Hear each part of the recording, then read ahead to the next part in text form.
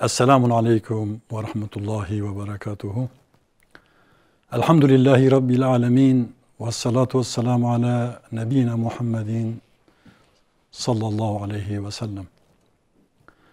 El-evvelu Allah, vel-ahiru Allah, vel-zahiru Allah, vel-batinu Allah, ve la na'budu fil kevni illallah.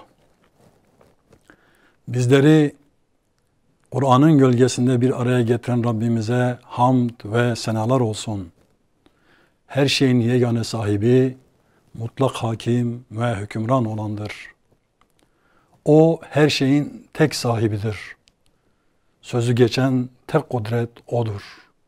Onun bu alemde, diğer alemlerde, fiziki dünyalarda, metafiziki dünyada sadece ve sadece sözü geçerli olandır. O bir şeyin olmasını dilerse ona ol der, o şey oluverir. Her şey ona mahkumken o hakimlerin hakimidir.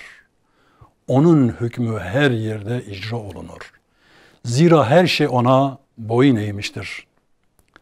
O insanı kendine muhatap kabul edendir. Onu vahiy ile şereflendirendir. İnsanı yalnız bırakmayandır. Kendi ayakları üzerinde, kendi acziyeti içerisinde, kendi duygularının çevrelediği dünya içerisinde onu yalnız bırakmamıştır. O ona şah damarından daha yakın olduğunu beyan ederek rahmetini tecelli ettirdiğini beyan buyurmuştur. O Efendimiz, o sahibimiz, o bizim yegane mabudumuzdur. Biz ondan başka ilah tanımıyoruz. Biz ondan başka boyun eğecek, ram olacak bir kudret tanımıyoruz. Her nerede olursa olsun, hangi zaman diliminde olursa olsun, hiç fark etmeyecektir. Biz onun kuluyuz ve öylece ona teslim olmuş olarak canımızı vereceğiz inşallah. Bizi Kur'an'la şereflendirmesi büyük bir nimettir. Bizi Kur'ansız bırakmaması, peygambersiz bırakmaması ilahi ikramından başka bir şey değildir. Rabbül Alemin'in bu ikramını yüreğimizin en derinliklerinde kabul etme nimetine erişmek durumundayız muhterem kardeşlerim. O açıdan Kur'an bizim hayat kılavuzumuz, Kur'an bizim hedef yolumuzu belirleyen yegane referanstır. Kur'an hayatımızın her alanına müdahale eder, hayatımızı dizayn etmede, hayatımızı inşa etmede, dünyamızı inşa etmede geçerli olan tek anayasa, tek kanun, tek referanstır. Rabbimizden dileğimiz odur ki bizi asla ve asla kendisinden ve Kur'an'dan ayırmasın. Uhud Savaşı'nın özelliklerini incelemiştik geçen ayki konularımız içerisinde. Uhud'dan bahsetmiştik. Zira Uhud Kur'an-ı Kerim'in en çarpıcı sahnelerini bize sunarak insan algısının yanlışlıklarını, insan hedefinin yanlışlıklarını ya da buna karşın Allah'a ram olmanın çizdiği istikametli yolun güzelliklerini hatırlatıyordu bize. İnsan gerçeğini hatırlatıyordu bize. Tüm inancıyla, tüm hedefiyle, tüm sabrıyla zaaflarını da anlatıyordu. Acziyetini de hatırlatarak zor durumda kalınca hangi tehlikelerle karşı karşıya kalacağımızı bize hatırlatıyordu. İçimizde peygamber olsa bile kaçmaya teşebbüs edecek kadar aciz duruma düştüğümüzü hatırlatıyordu bizlere. Öyle ya, can tatlıydı. Canı korunma pahasına Allah Resulü'nün bulunduğu bir ortamda bile dönüp arkamıza bakma gereği duymadan kaçabileceğimizi hatırlatan Kur'an-ı Kerim sürekli Rabbimizle rabıta halinde olmamızın gerekliliğini özellikle altını çizerek haykırmış oluyordu. İnsan gerçeği bu. İnsan kendi hatalarıyla, kendi kusurlarıyla, kendi acziyetiyle mutlaka ama mutlaka yüzleşmeliydi. Rahat ortamlarda, güllü gülistanlık bir yolda insanın kendi kusurlarıyla yüzleşmesi söz konusu bile değildir. Onun için sabır gerektiren acı durumlar, acı sahneler, acı imtihanlar, keskin yollar, badireli ve engebeli yollar kişinin karakteristik özelliğini ortaya koyacaktı. Onun Rabbine olan sadakatini sınayacaktı. Onun Allah'a olan imanının kriterlerini oluşturacaktı. Onun samimi olup olmadığını ortaya koyacaktı ve bunun üzerinden evrensel ilkelerin normları belirlenecekti. Bütün insanlığa savaşın etik yapısının, savaş içerisinde Allah uğrunda verilen mücadelenin özellikleri onlar üzerinden bir bir sıralanacaktı. O açıdan Uhud önemliydi. O açıdan Uhud'un vereceği dersler vardı. O açıdan Uhud Savaşı peygamberin evrensel ilkeleri oluştururken kazanımlarını ortaya koyan acı bir tabloydu diyebiliriz. Rabbimizin razı olduğu hayat her zaman rahat bir şekilde gelip bize ulaşmaz. Acılar bazen teğet geçse de bazen bizi yüreğimizden vurur. Acı verir. Ama acılar, insanın başına giren musibetler, Allah'a giden yolda istikametli duruşun adeta döşenmiş taşları anlamına gelmiştir. Biz bu dersi çıkardık Uhud'dan. Onun için kaldığımız yerden inşallah devam edeceğiz. قال الله في محكم كتابه الكريم أعوذ بالله من الشيطان الرجيم بسم الله الرحمن الرحيم إذ تسعدون ولا تلوون على أحد. Uhud Savaşı'nın o en sıkı anını anlatıyor. Herkesin kendi canını kurtarma derdine düştüğü o anı hatırlatıyor ve maalesef peygamberin etrafında kenetlenmesi gereken müminlerin düştükleri hatadan yola çıkarak takip ettikleri hedefinde yanlışlarına dikkat çekerek onların kaçtıklarını beyan buyuruyor Kur'an-ı Kerim. Siz diyor öyle bir duruma geldiniz ki yükseklere tırmanmaya başladınız. Savaş meydanını terk etme durumuna geldiniz. Canınızı kurtarma pahasına peygamberi koruma vazifenizi bir anda unutuverdiniz. Oysa bu Rabbül Alemin'in kabul edeceği bir durum değildi. Oysa onların canları pahasına peygamberi korumaları gerekiyordu. Fakat insan dağılmaya dursun, müminlerin güçlü birliği zaafiyete düşmeye dursun, artık onanmaz, yol yerine yollar açılmış olacaktır maalesef. Ve o yollara girdiğimizde istikametli yolun maalesef o ikramından, o faydasından, o kuvvetinden mahrum kalmış oluruz. İşte bunların başına gelen buydu.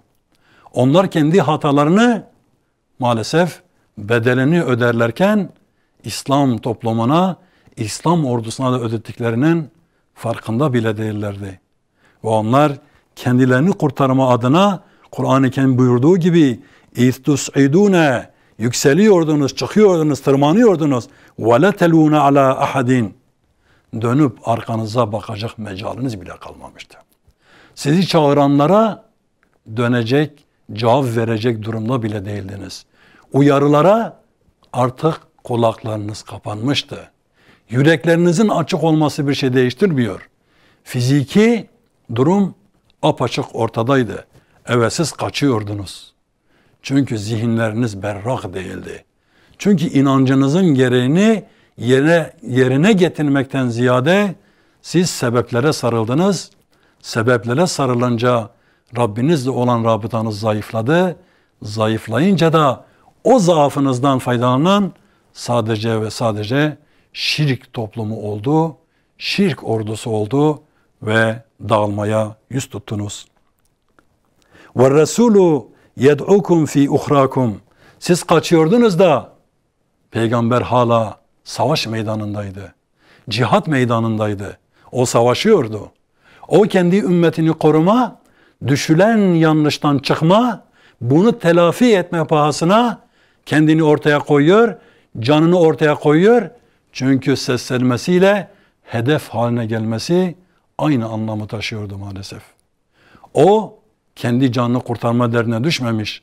Dağılmakta olan ümmetini kurtarma adına kendi canını tehlikeye atıyordu. Kendi peygamberlik makamının gereğini yerine getiriyordu. Ve sesleniyordu onlara, gitmeyiniz diye. Peygamber burada, nereye gidiyorsunuz diye. İşte bu sesleniş acı bir sesleniştir. Dağılmaya yüz tutmuş yüreklerin toparlanması adına peygamberin kendi hayatını ortaya koyduğu andır bu an. Kulak vermeleri gerekiyordu. Oysa duyacak durumda bile değillerdi. Ve Resulü yed'ukum fi uhrakum fe asabakum gammen bi gammin. Hüzün içerisinde hüzün gelip sizi buldu, isabet etti. Üzüntüler dalga dalga gelip zihinlerinize, yüreklerinize ulaştı. Yüreğinizle kucaklaştı hüzün. Bağrınızı yaktı adeta. Çünkü umudunuzu yitirdiniz. Zafer ve galibiyet amacını yitirdiniz siz. O zafer sevincinin yerini hüzün kapladı. Yürekler hüzün sarmalında kaçışma halindeydi. Kaçışıyordu adeta. Kendini kurtarma pahasına.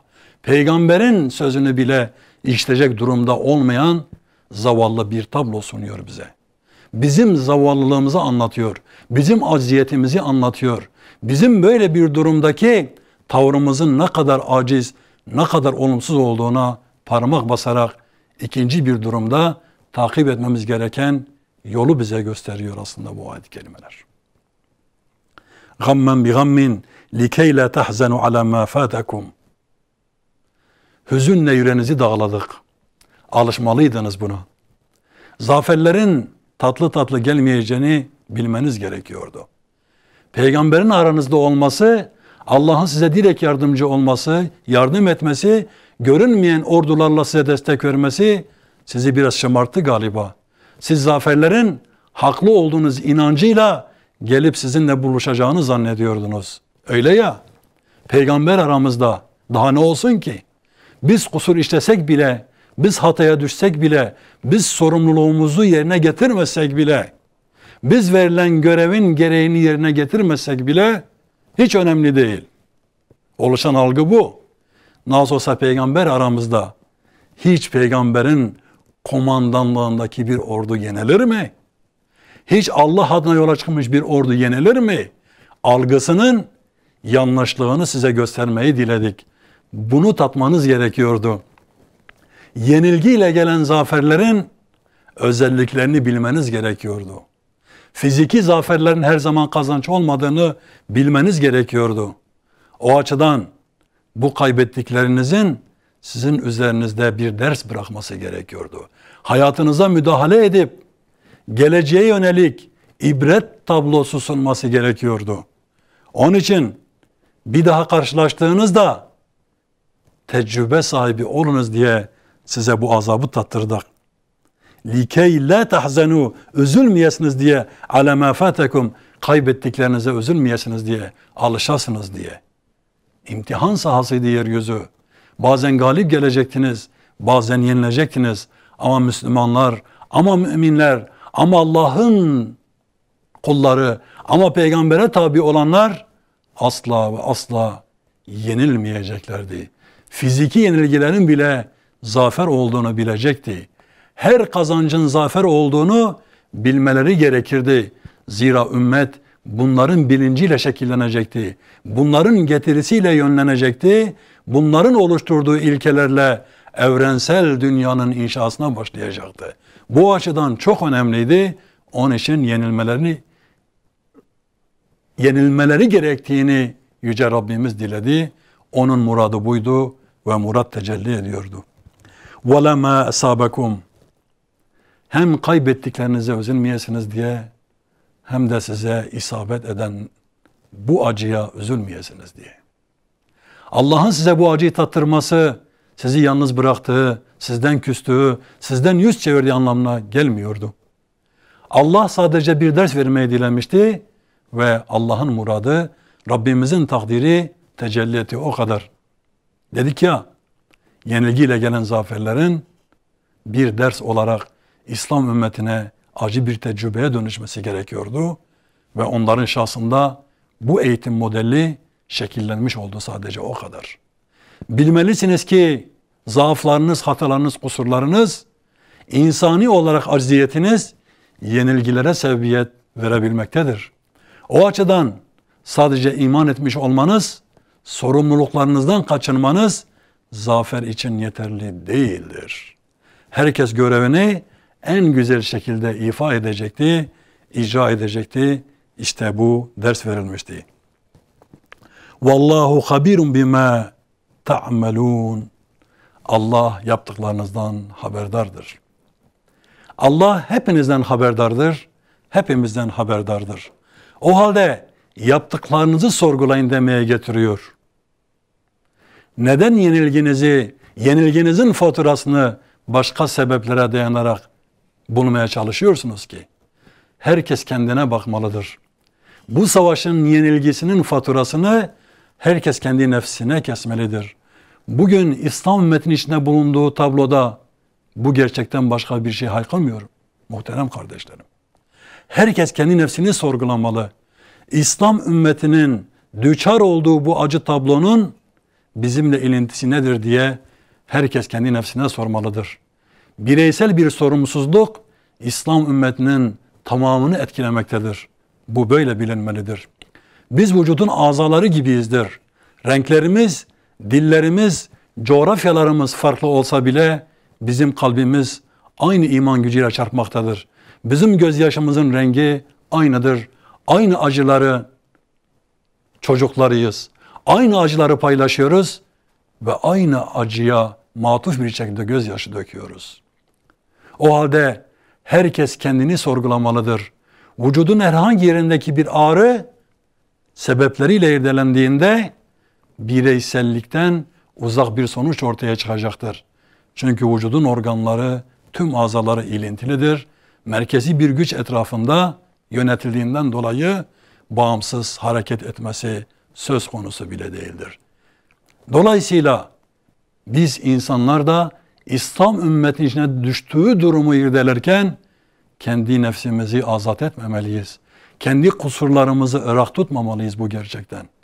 Dünyanın öbür ucunda müminlerin başına bir şey gelirse bunun müsebbibi olarak oturup ağlamalı, kendimize çeki düzen vermeli ve onun izalesi için her ne gerekiyorsa elimizden geleni fazlasıyla yapmalıyız. İşte ayetin vurguladığı budur. Bizim çıkarmamız gereken ders budur.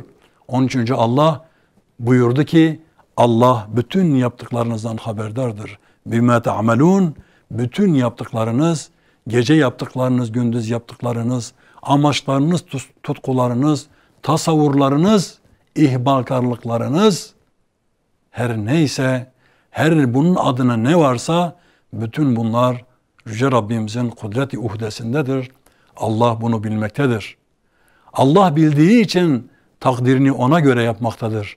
Fakat siz bilmiyor gibi davranıyorsunuz. Siz peygamberin içinde bulunduğu bir ordunun yenilgisinin faturasını neredeyse peygambere keseceksiniz haşa. Başka sebeplere dayandıracaksınız. Peşine söyleyelim ki bunun müsebbibi sizsiniz. Size verilen görevi yapmadığınız içindir. Şimdi kaçıyorsunuz, öyle mi? Yakışık alır mı bir durum? Oysa bundan bir ders çıkarsanız o zaman Allah'ın affedici kudreti sizin de üzerinizde mutlaka tecelli edecektir. O halde Allah'ın bildiğini kendi nefsi için kul da bilmektedir. Allah'tan saklayamadığını kendinden de saklamamalıdır ve itiraf etmelidir kendi iç dünyasında. Kendi kusurlarını, hatalarını, sorumsuzluklarını, tembelliklerini ve görevden kaçma adına dünyalık arzularına bir gem vurarak, onların önüne bariyer döşeyerek sadece ve sadece Allah'a ve Resulüne olan sadakatini mutlaka ortaya koymalıdır. İşte Rabbimizin buyurduğu budur.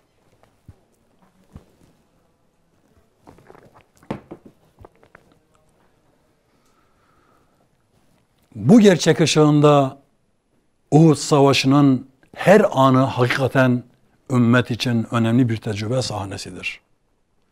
Algıların oluşmasında, beyinlerde muhteşem imajların oluşmasında, hedefe yönelik yol haritasının belirlenmesinde, müminlerin birbirleriyle kenetlenmesinde, müminlerin hedefe giderken takip etmeleri gereken metodun oluşturulmasında Uhud'un apayrı bir yeri vardır. Çünkü yenilgiyle gelen bunca işareti, bunca delili, bunca zaferi barındırıyordu. Şeklen zafer değildi, zahiren zafer değildi ama batınında zaferler vardı. Batınında yenilgi yoktu. Eğer fiziki bir zafer elde edilmiş olsaydı, Kur'an-ı Kerim'in arka arkaya sıraladığı bunca delilden, bunca yöntemden, bunca incelikten mahrum kalacaktık.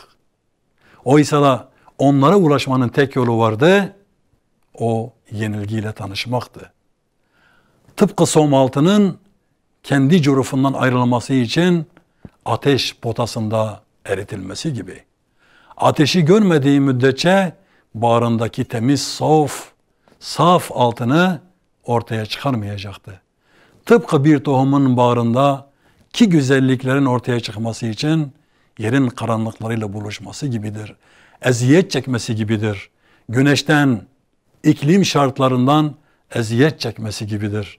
Karanlıkta kalmasından, eziyet çekmesinden inşirah eden o büyük nimetin ortaya çıkışı gibidir. O halde yenilgi gibi gözüken, zahirde yenilgi olarak bilinen nice zaferler vardır. İşte bu zaferlerin en önemlilerinden bir tanesi de şüphesiz ki Uhud Savaşı'dır. O halde Uhud Savaşı'nın yenilgisiyle gelen bu nimetlerin farkına varan müminlerin hemencecik kendi kusurlarının farkına varması, Allah'a iltica etmesi, yalnız bıraktıkları peygambere tekrar dönmeleri, özür dilemeleri ve onun davasına, kendisine ve onun bıraktıklarına sahip çıkması gerekiyordu. Ve nihayetinde onlar öyle yaptılar. Onlar belki bir anda peygamberi yalnız bıraktılar ama onlar içten içe peygamberlerini seviyorlardı. Onlar peygamberlerin düşkünlerdi. Onlar peygamberlerine çok kıymet veriyorlardı. Bir anlık hatalarının, kusurlarının bedelini ödemiş olmaları rahmet tecellisi için yeterliydi. Nitekim inen diğer ayet-i kerimelerde Yüce Allah'ın onları affettiğini, hiçbir şey olmamış gibi kaldıkları yerden ama Allah'a ve Resulüne muti bir şekilde devam etmeleri gerektiğini hatırlatıyordu. O halde müminlerin hataları ve kusurları onları hedeflerinden alıkoymamalıdır. Hedef şaşırtmaya çalışan düşmanın bu eksiklerimiz üzerinden bizi yok etmeye çalışması, psikolojik baskı yapıp bizi utandırarak savaş meydanından, cihad meydanından, er meydanından hedefe giden o kutsal yoldan alıkoymaya çalışması oyununa gelmemeliyiz. Kusurlar bize aittir. Günah işlemiş olabiliriz. Kusurlarımız olabilir, hatalarımız olabilir. Fakat Rabbimize iltica etmemiz gerektiğini de biliyoruz biz. O hatalarımızdan vazgeçmeyi bildiğimiz an Rabbimizin rahmeti de gelip bizimle buluşacaktır. Zira o çok ama çok affedicidir. O açıdan sahabilerin affedilmiş olması Uhud'dan çıkarmamız gereken bir diğer ders olmalıdır. Günümüzde müminlerle kardeşliğimizde sıkıntılara, kusurlara takılmamamız gerektiğinin altını çizmiş olmuyor mu Kur'an-ı Kerim? Bu açıdan muhterem kardeşlerim, affedici olmalı, kusurlardan ders çıkartmalı ama işlenen kusurları takıntı haline getirip de kardeşlerimizden yüz çevirmemeliyiz. Yüreğimizdeki sevgiden onları yoksun bırakmamalıyız. Kardeşlik bugünler için vardır. Kardeşlik zor zamanlarda birbirimize sahip çıkmamız gerektiğini hatırlatıyor bize. Kardeşlik onun için vardır. Rahat zamanlarda kardeş, zor zamanlarda kalleş olmamamız gerektiğini hatırlatmıyor mu bu ayet-i kerimeler bize? Evet, onları hatırlatıyor bizlerin muhterem kardeşlerim. Sadakallahul aliyyul azim. Subhane rabbike rabbil izzeti amme yasifun. Ve selamun alel murselin. Velhamdülillahi rabbil alemin. El Fatiha ma'as salavat.